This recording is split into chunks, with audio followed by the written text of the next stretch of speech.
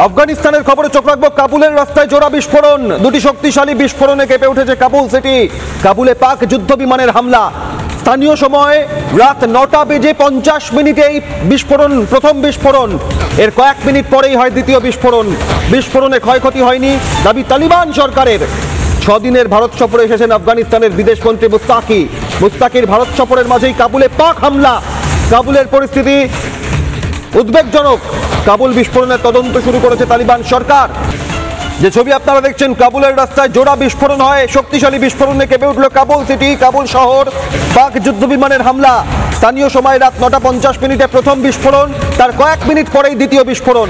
বিস্ফোরণে তালিবান সরকার দাবি করছে ব্যাপক ক্ষয়ক্ষতি কিছু হয়নি।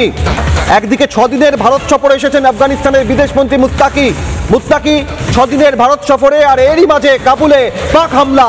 মুত্তাকির ভারত সফরের মাঝেই কাবুলে পাক হামলা। পরিস্থিতি নিয়ন্ত্রণে আছে এমনটাই তালিবান সরকার জানাচ্ছে। আফগানিস্তানের কাবুলে বিস্ফোরণের ঘটনা। স্থানীয় সময় রাত 9:50 প্রথম বিস্ফোরণ, তার কয়েক মিনিটের মধ্যেই দ্বিতীয় বিস্ফোরণ।